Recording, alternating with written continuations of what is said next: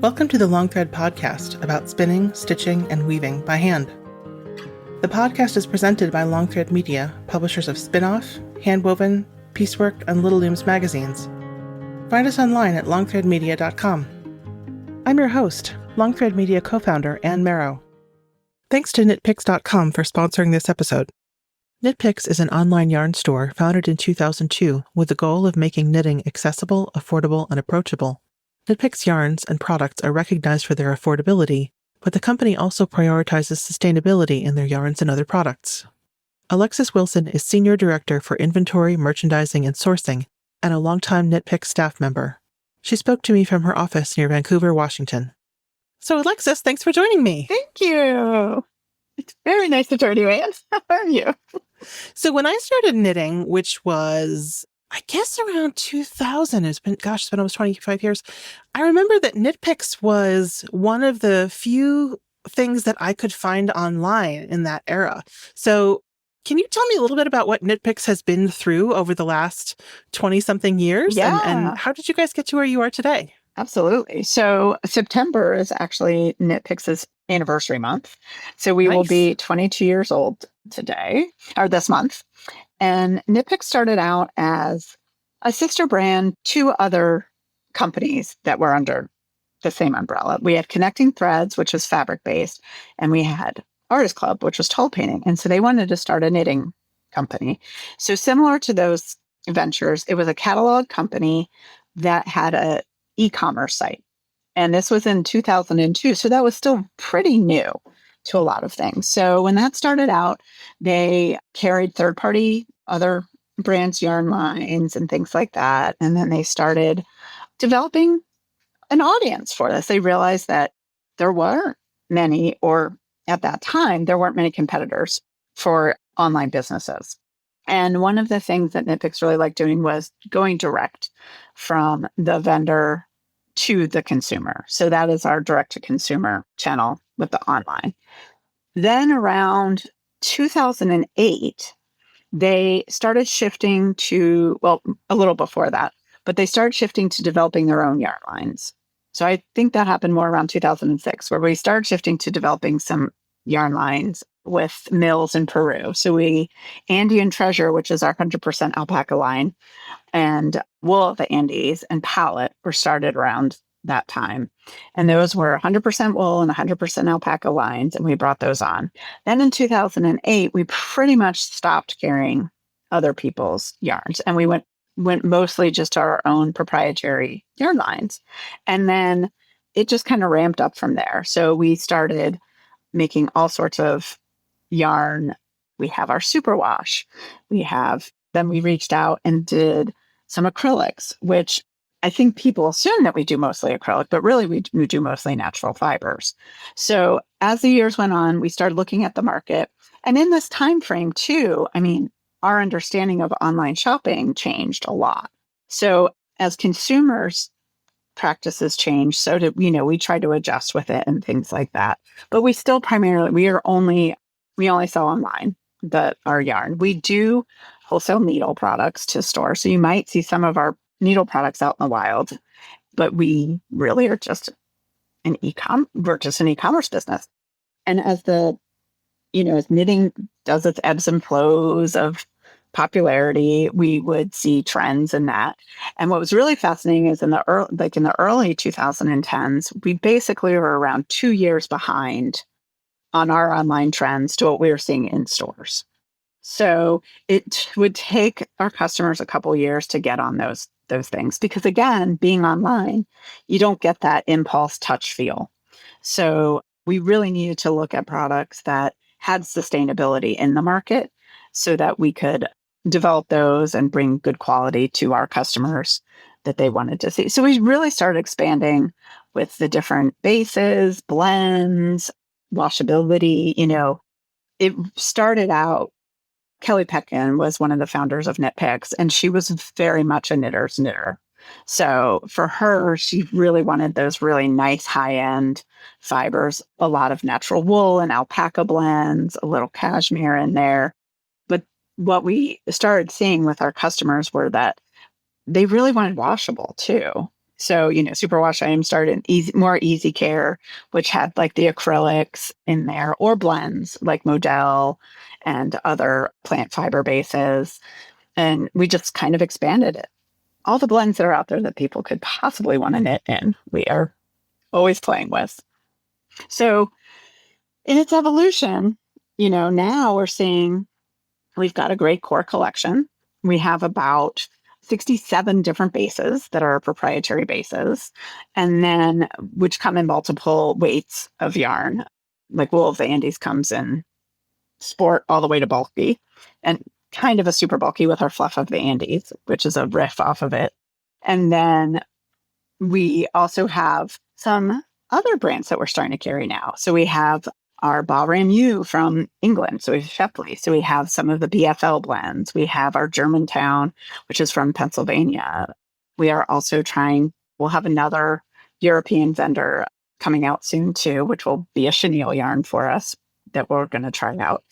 And one of the things that we really loved is the fact that over the years, we've been able to build these relationships with our vendors to get really great product.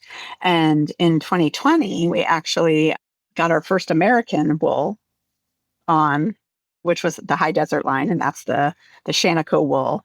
And that's one of our pride and joys is having a fully 100% American made American yarn that is RWS certified. So that's super exciting. And we'll have that. We'll be able to put that certification on our yarn lines in the coming months. So we were the last, it was completely certified all the way to our warehouse. We just had to get our warehouse certified. So now that's done and we can start putting that on our labels. So we really are in very sustainable focused company. That's kind of where we've found ourselves right now, is that, especially with knitting, it's a slow craft. It can be fast, if you're fast with small projects, but we really understand that people knit because they care about knit and crochet, because they really want to spend time doing what they love. And we want to give them a quality product that can last a lifetime and that's reusable and durable and affordable, because that's one of the things too, is that while it is a relatively easy craft to get into in the sense that you just need a needle or a hook, it can be, as we know, pretty daunting expense-wise. So when you get those yarns that you really like, we want to make it affordable so everybody can accessibly knit, crochet, weave, spin, and things like that. So I had heard about that RWS certification for the warehouse, and I'm curious, what does it mean to have responsible wool standard certification for a warehouse? I kind of understand a little bit about what it means for a ranch, but what does it mean for a yarn company and specifically a warehouse? So Control Union is the resource that's putting all this together, that is controlling this process, and they're the ones that are auditing all the vendors. So with RWS being the responsible wool, that's basically, it gives you the traceability all the way back to the farm where the wool came from. So part of the process is that the warehouse has to be certified in the sense that it's literally just saying, like, these bins are dedicated to this product so that you don't get product mixed with stuff that isn't RWS. Now, the end of the line part is very simple. Like, we just have to have our warehouse make sure that we get the paperwork that's traceable, that we can trace it, that we have systems in place that if someone does ask for that traceability, we can just monitor it all the way back. This was the order it was placed on. And then from there, it goes to the mill, to the scrubber, to the farm. So it does its full train. So what the certification allowed us was to be that last portion of it so that we could put that on the labels. We can say that it is RWS, but without that traceability, which is basically what you're paying for, is just tracking it all the way back.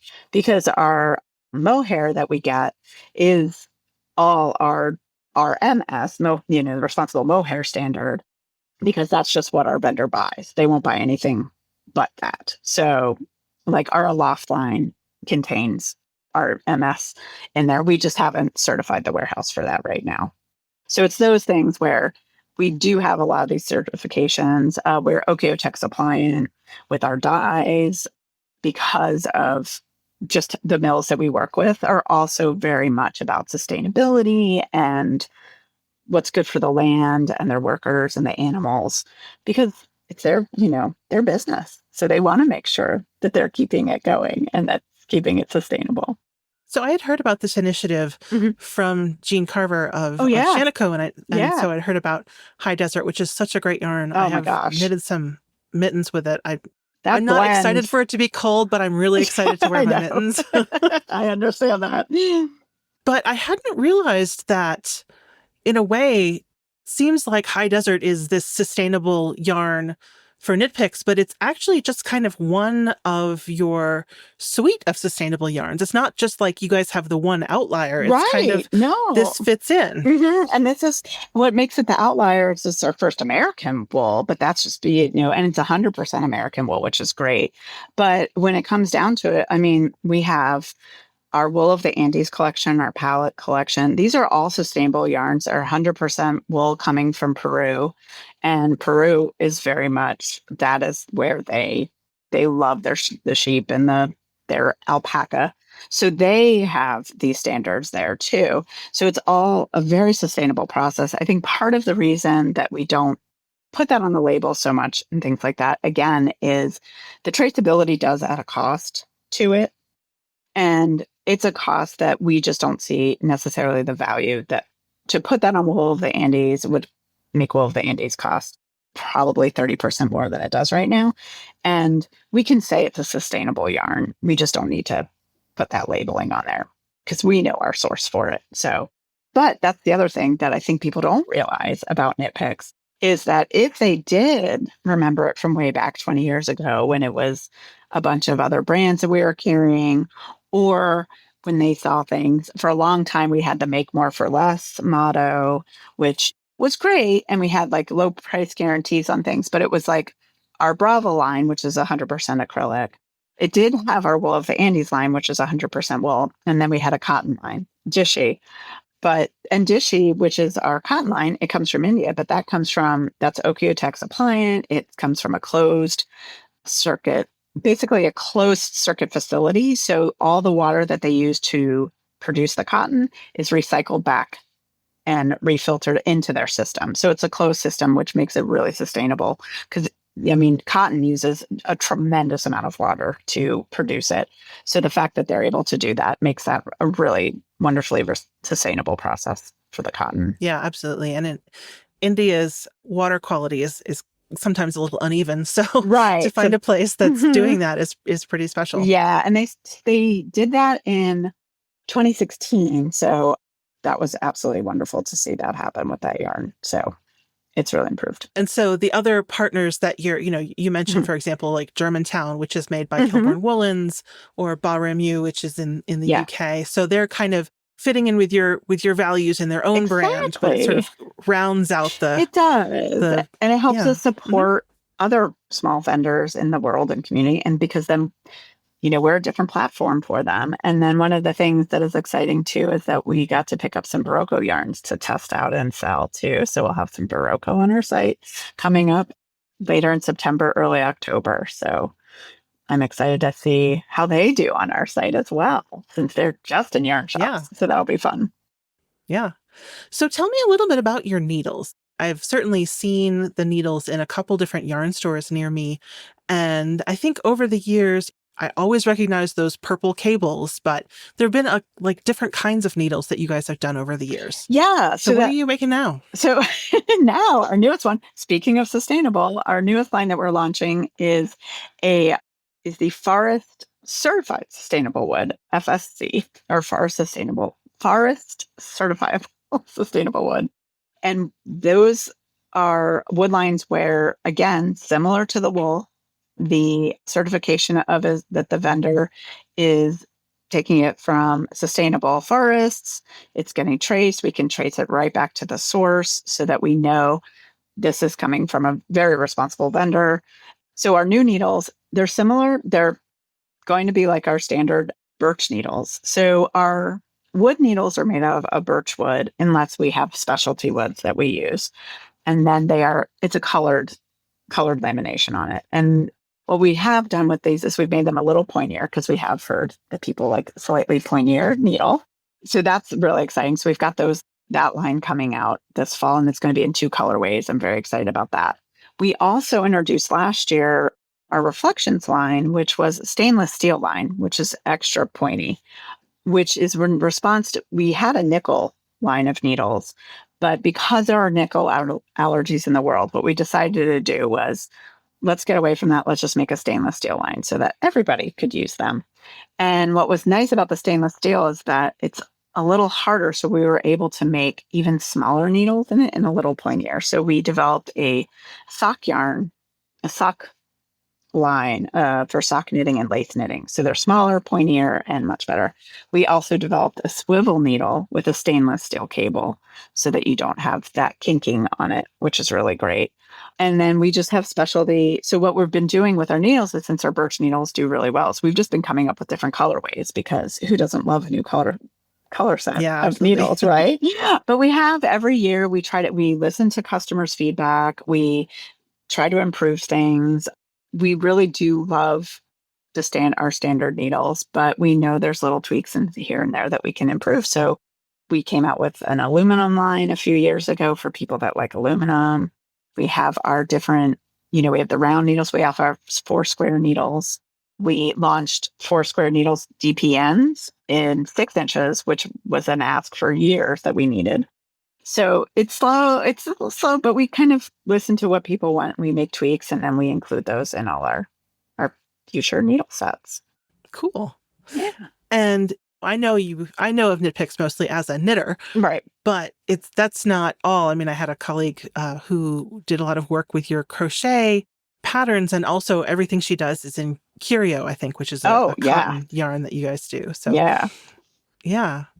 And our crochet needles. Yeah. So our crochet hooks, we've been doing a lot of dev on that, because one thing, we launched crochet.com 5 years ago. And that's kind of a spring off of Knit Picks, because again, Knit Picks name kind of speaks to just knitting. So we wanted to be like, hey, crocheters, we want to support you as well. And we developed the Dots Hooks line, which it's a more of an ergonomic handle with it's a aluminum needle tip. And then we have been working with our factory that makes our wood needles to make better, more ergonomic crochet hooks with slightly pointier ends, so that people that like to do Tunisian in the round, they can actually do that now. And it's not such a blunt tip. It's a little more like a knitting tip. So we have a lot of improvements coming down the line with our crochet hooks as well, because that, again, was an aspect of our company which we really needed to do a lot more dev in. But now that we have a lot more feedback on it, we're able to do that a lot easier. And how do you get that kind of feedback? Is it something where people just like leave reviews, or do they send you emails? I'm just curious, because as a company that's always been something that people needed to reach out through their computer or reach out through a catalog or something like that, how do you guys hear from your customers? We definitely hear from our customers through our customer service. One of the things that I really love about our brands is that we have our own customer service team that knows our products as well. So when any of our consumers call up and have questions, they know they can get somebody that's knowledgeable about our products. So anybody that calls that leaves stuff like that, our reviews. We also have social media. We also do testing with a lot of people. So within our affiliate program that we have, we'll send out things to people. And then we also have, for Knit Picks, we started a digital subscription service. So that's another portal where we look, and there's always good old Ravelry, and there's the Knit Picks lovers thread. So we make sure to peruse that too, just to see what people are saying and things like that. So we do try it, when we have questions, we'll test stuff, we'll send it out. We have a pretty good internal team of people that use our products as well. So we'll do that. It's one of those things, you have to broaden your test market to see what more people like. So a lot of the improvements are what we see in reviews and what we hear from customer service. So we value that very much. It really does make a big difference to have customer service be in-house. We do the same. We have just a few people, and it's, you can get the same person, right. Sometimes we can't answer 2 people at the same time, but there's, you'll always get somebody who is familiar and has been here for a while. So yes. And I think that is what makes, we have customer service reps who have been here 26 years. So they've seen it, the whole shebang, so they can give you all. They know what butterfly lashes is, Yes. Yeah, that's true. Yep. It's funny.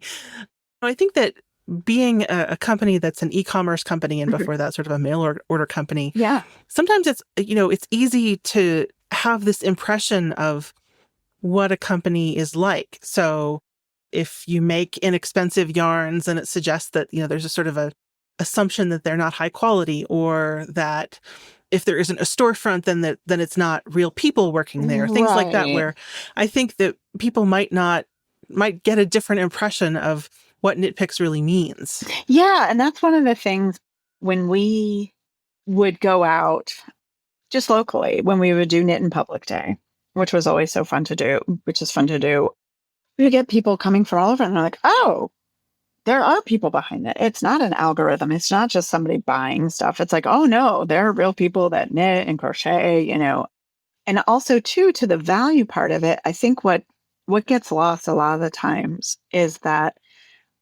we really try to price things so that it is accessible to people, but we don't cut the quality of the product. So what we're cutting out is kind of that bit where it has to go to a middle person that gets spread out. So what we're giving you pretty much is what a wholesaler would get price wise for the product. So if you think of it that way, we could definitely price it much higher, but we really want the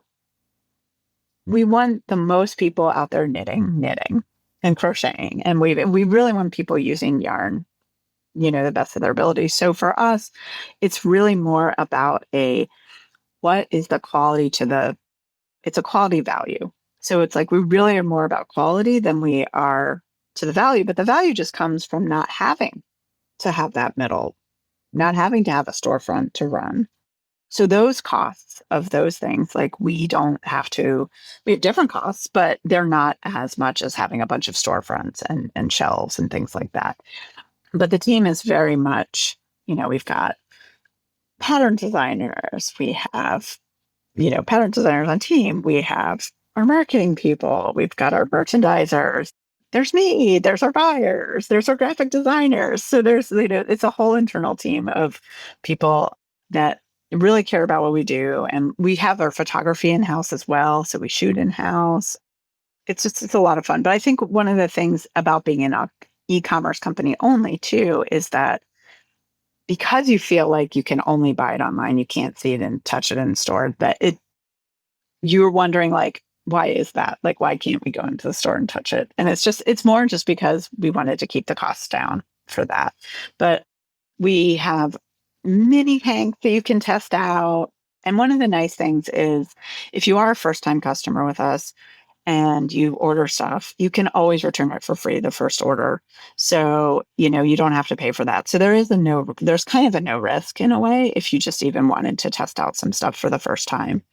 And with our needle products as well, those are kind of guaranteed for life. It's under normal wear and tear. Like if you run over your needle set with your car, like but that's the other thing. Right, exactly. All our needles, even our specialty colors, like if one of them breaks, we can always replace that as well through normal wear and tear. So we want to make sure that people understand that we're going to be here for you. And that's the one thing that also, as an e-commerce company, allows us to have a little more breadth with our product. So we can carry 150 colors of palette all at once online because we don't have to worry about that shelf space to in store. So it does. I mean, our warehouse is pretty big with all our yarn in there. It would be about a Costco size store, if we sold all our stuff.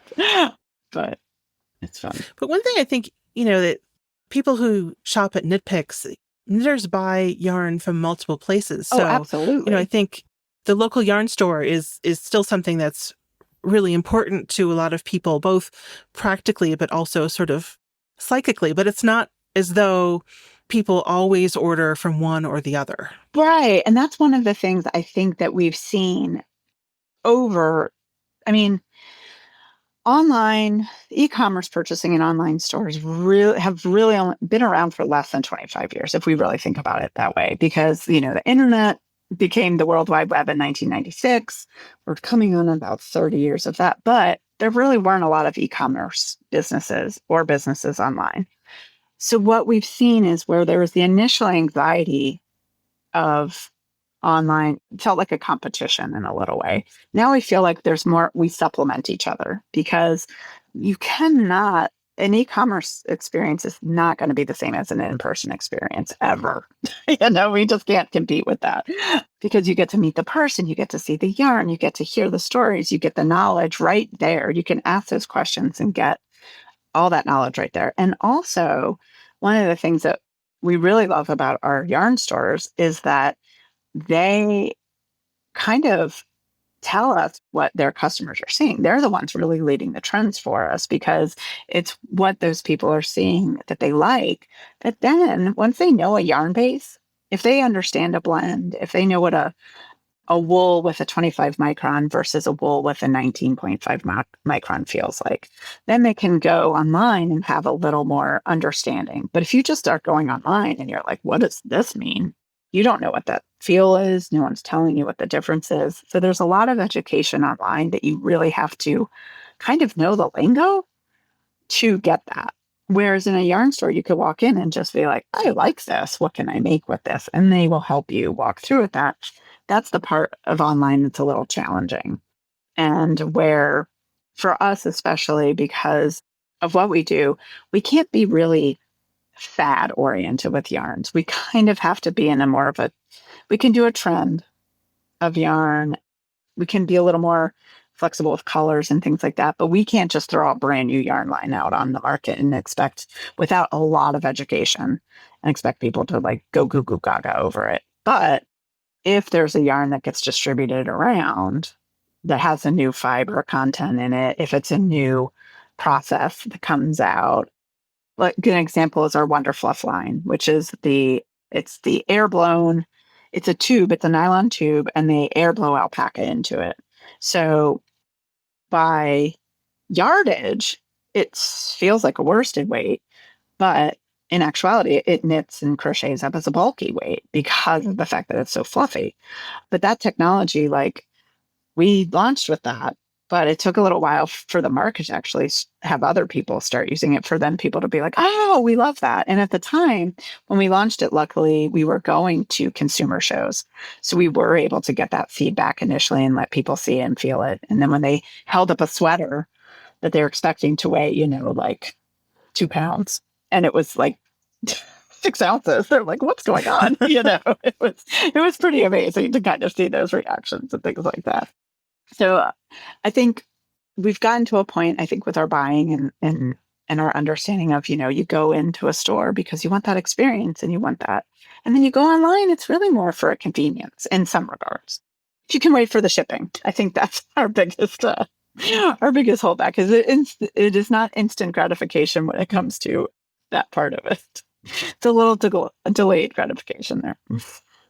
It's interesting. You were talking earlier about how things tend to be a couple of years behind. And one of the things that we've been noticing a lot is, I'm not sure whether the shopping trends has caught up with it, but in terms of people's interest, is that there's been a lot of interest in non-superwash wool. So I wonder whether you'll start seeing that soon.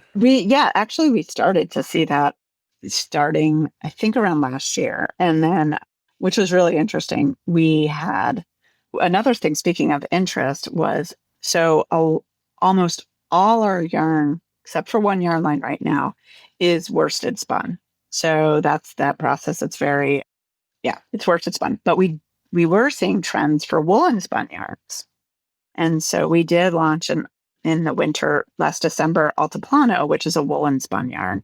And then we're looking to get some more woolen spun yarns into our collection this year, probably with some bears and things like that. But again, I was like, woolen spun. Oh, wow. Like, that's okay. Like, that's a totally different process than we've had before, that we've even had interest in before. But we are seeing, what we're also seeing is very much interest in specific breeds of wool as well. So we've got Cordell and BFL coming out, like 100% BFL coming out. We have some more blends We have some more products coming from the wood Bahramu. We've got some other weights and things coming from them. So we definitely have seen that trend pick up, that people are looking less for the superwash. And I think, again, this goes more towards an understanding of what these products are, and people kind of relishing in the slow fashion of it. Obviously, there's still going to be people that want to, for baby blankets or just kids and things like that. They just want the easy, super washable stuff like that. But one of the other things we started seeing too is that as the mills are coming up with more sustainable things, they're really getting creative with their plant blends, with like cotton, like using all the aspects of cotton. There's the cotton tops are getting used in what's called Cupro, Cupro. That's the name of it. And that is a cotton remnant. Basically, that's what that fiber is.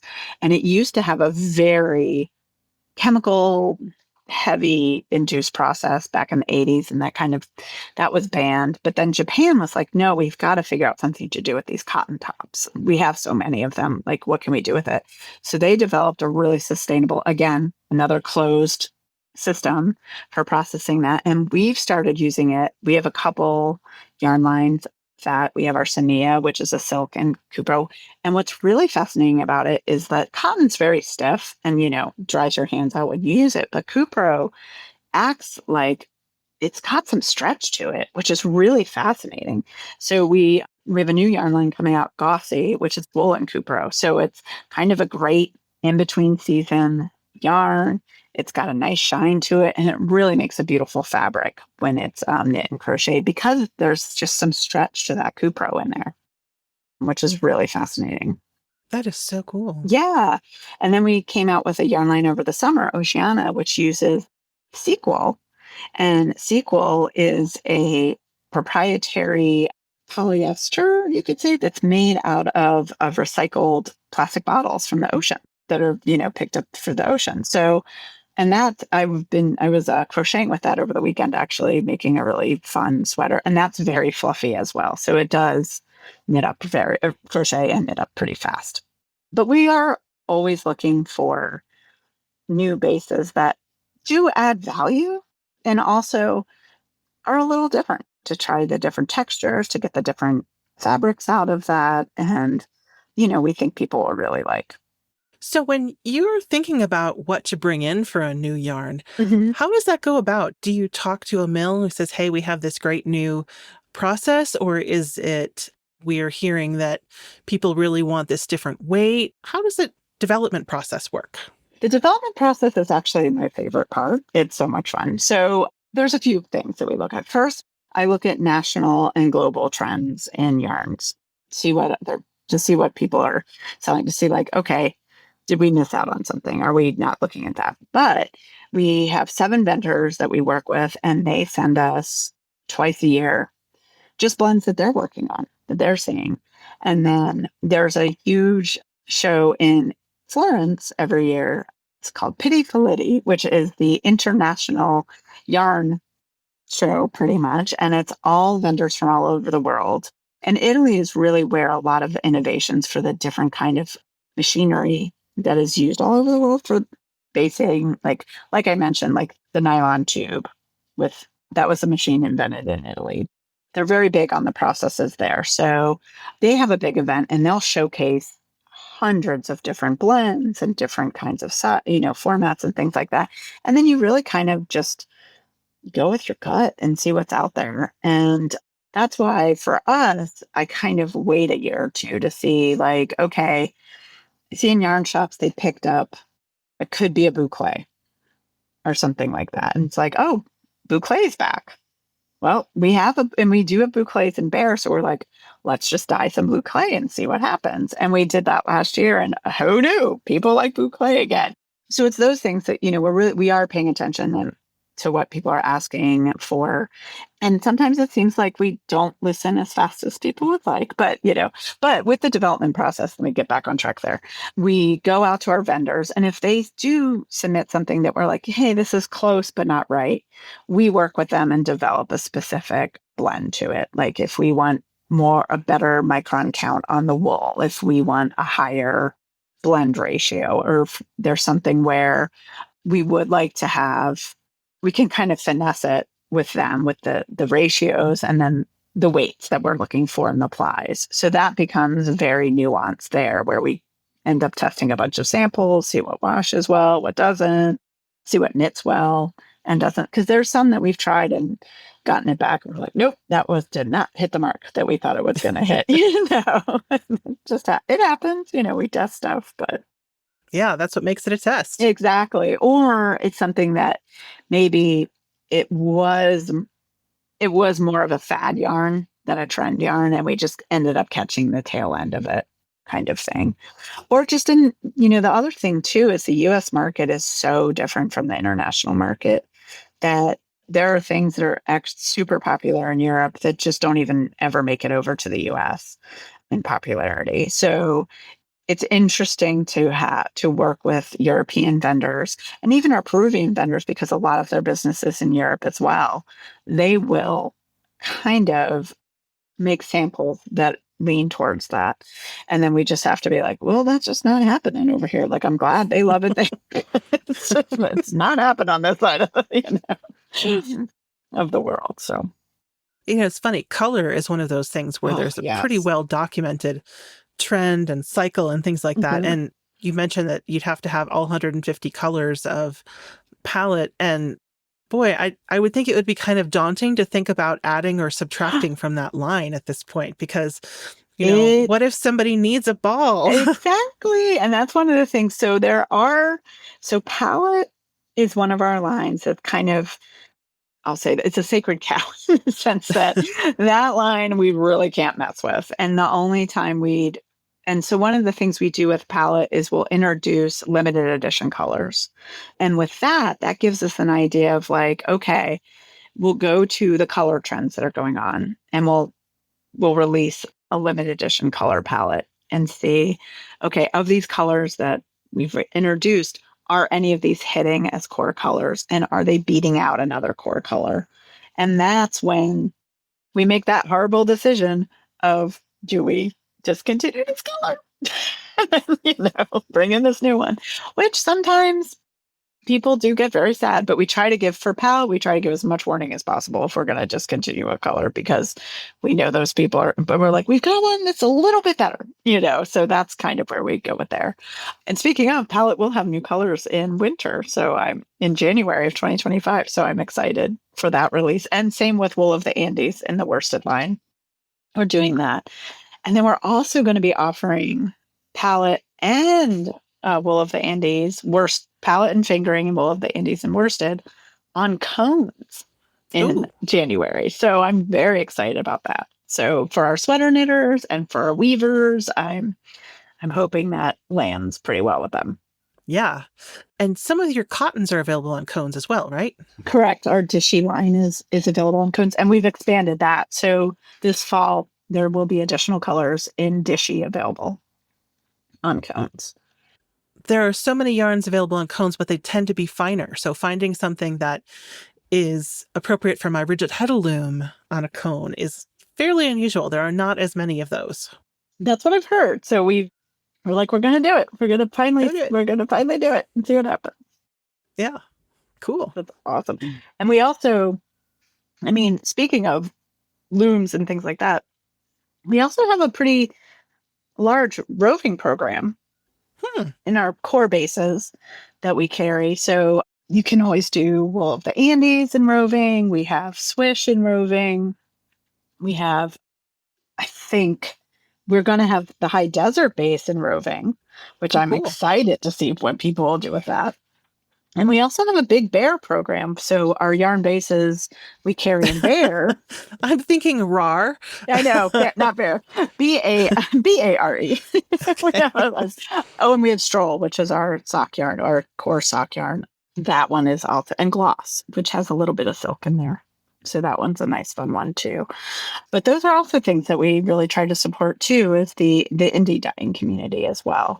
So we offer wholesale prices for that yarn. Yeah.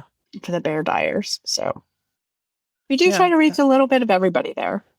So speaking of high desert, can you tell me a little bit about how that came to be? Because I think is that you mentioned that's your only all-American yarn. Is that right? Or only all-American RWS? Yeah. Well, Germantown we sell, but that's not our proprietary brand. But High Desert is our first 100% American made, produced, everything is in the USA yarn.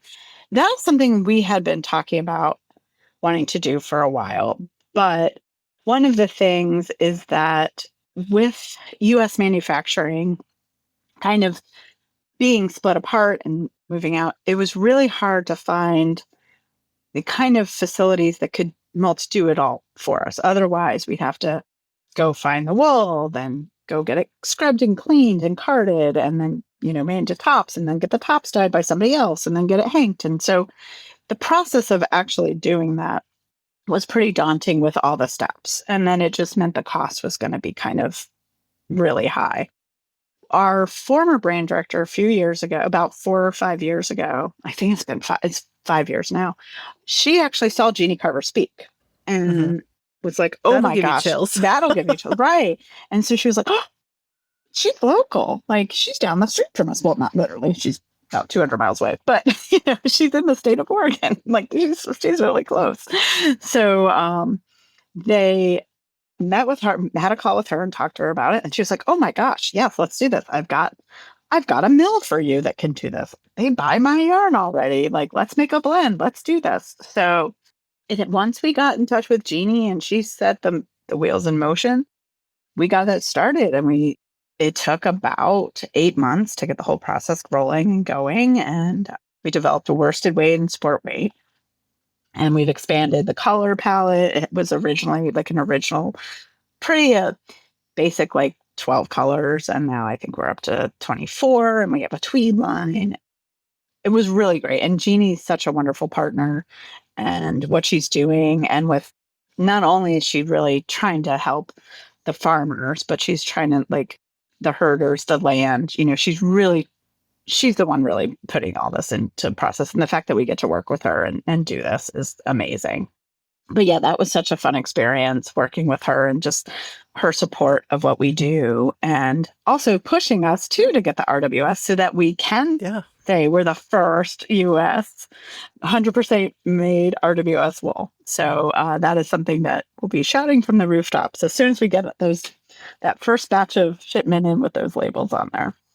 Yeah.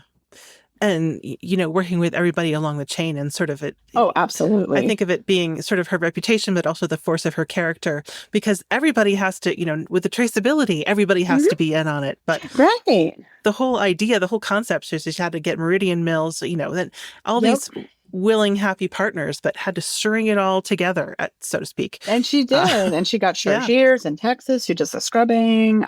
And they were, they're the ones that really need to be on board for this.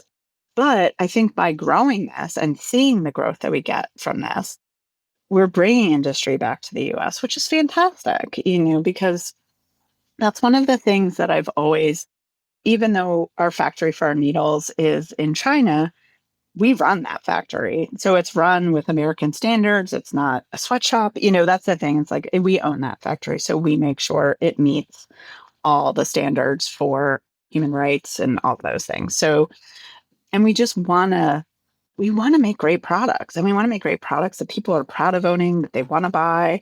And sure, we know like our ball winder, for example, is not the top rated ball winder in the world. But it does what it needs to do, and it can last 5 years. Sure, we'll make a ticking sound every now and again, but for $25, I mean, that's a great ball winder. We're developing a new fancy ball winder, which I'm very excited about, which should be out this fall. So that's another thing. I'm very big into dev, so I'm really trying to get things up there. But like our yarn swifts are amazing. They're like, to me, I think they're the best yarn swifts on the market, and we make those the sustainable woods and the birch wood and things like that. But we really are trying to, when we can, I really try to support economies that will just help. And I think, and just bringing U.S. product back is really fun to do. So, yeah. And the quality of the high desert yarn is really lovely. I just love that twist and that bounce. It's a great yarn. It is. And that's the thing. Like, I think that merino and that mix is so gorgeous. And it really is like a US only kind of wool blend that you can find out there. And it does have to do with the climate, because that's the other thing with the different wools is the climates there and really determine the qualities of the wool, the guard hairs, the softness of the fibers, because it is naturally a much lower micron wool. So just to have that naturally in that wool is just really fantastic.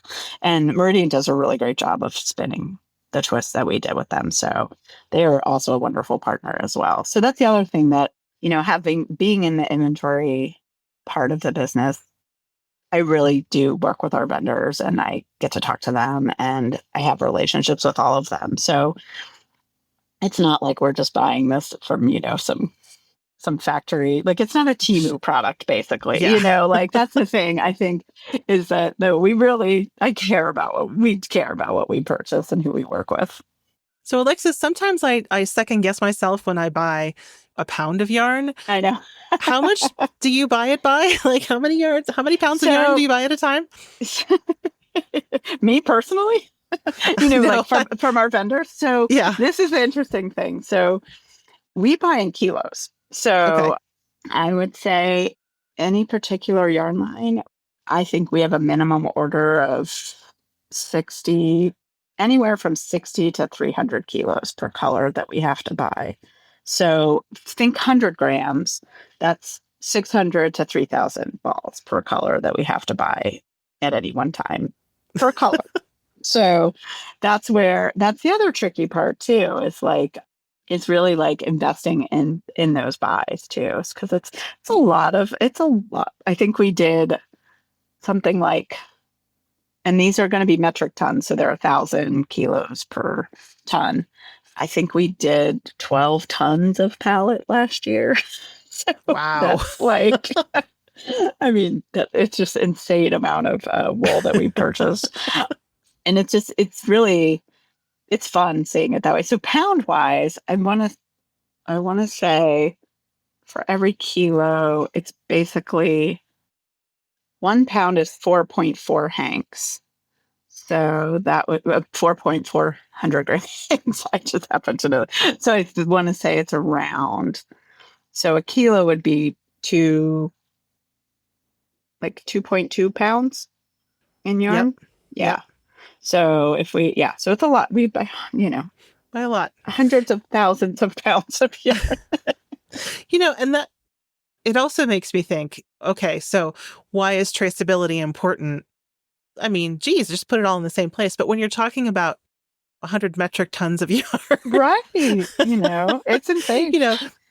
but throwing one in the wrong bin suddenly becomes a lot more of a risk. Exactly. And that's where the traceability is really like, and also, I mean, these are tags, so they'll say where they are, but Right. That's what one of the things for us is, we want to be honest about where this is coming from. So that's where that traceability and the warehouse being traceable too is like, okay, so that when that shipment comes in, it gets received into these specific bins and it has that notice on there that this is where it came from, and then that can go back to that next vendor down the line to where it comes from.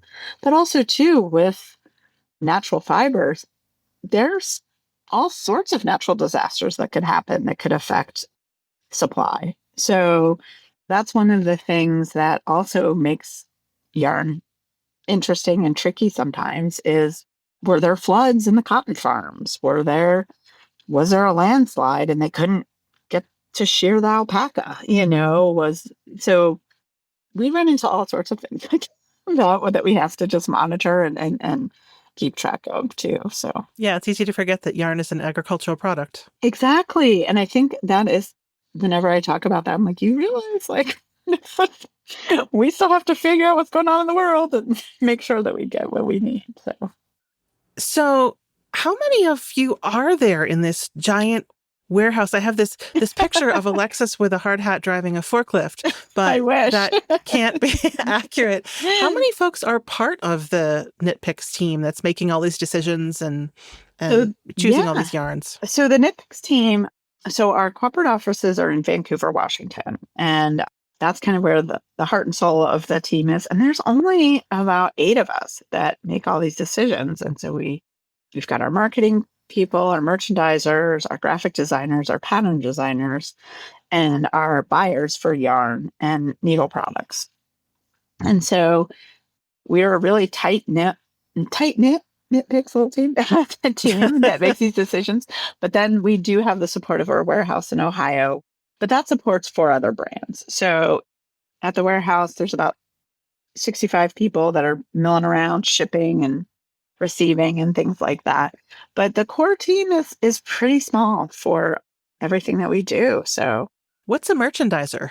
merchandisers, basically somebody that decides the photos and the descriptions and how we're going to put stuff up on the website. So it's kind of what products do we need to carry to make sure that we're supporting all the products. Like for patterns, if the pattern needs a zipper or buttons, she'll go find those for us. Or if it's something like the little lemon wood mini minders that are those little on your bracelet ball, the yarn ball holders, like she was like, hey, we need to get those. So it's like, all right, let's get those, kind of letting us know the trends that are for products as well on there.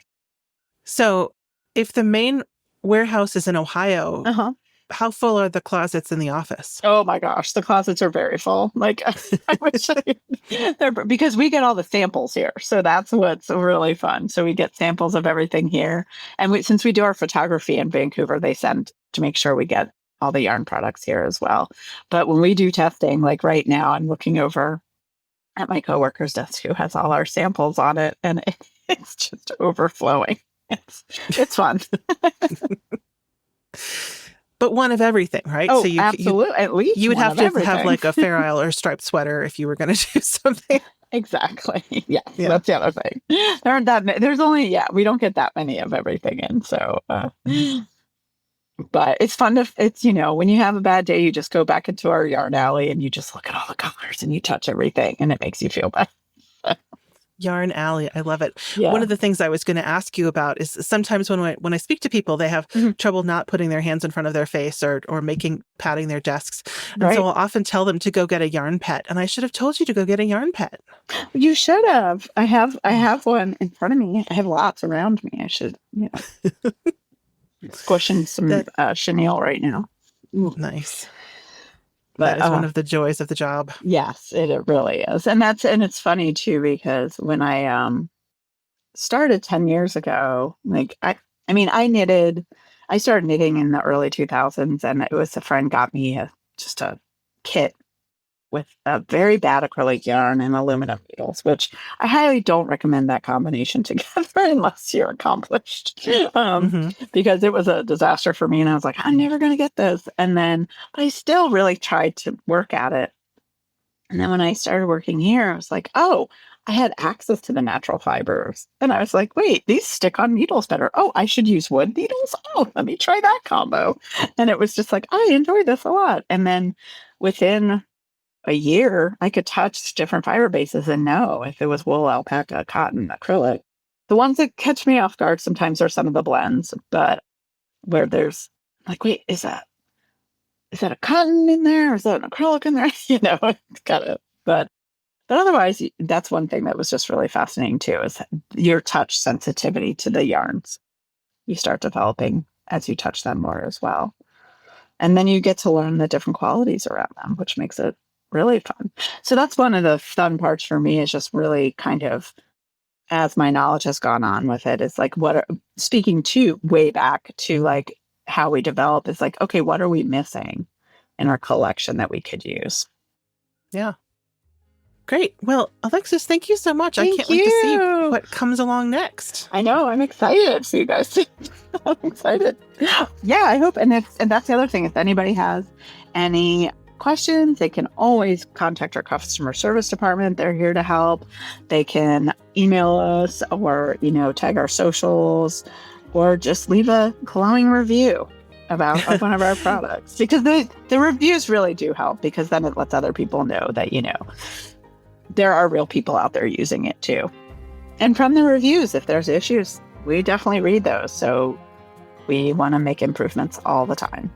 So folks could find you online at nitpicks.com? At nitpicks.com. You got it. Great. Well, thank you so much. Thank you. And thanks, Fiber community.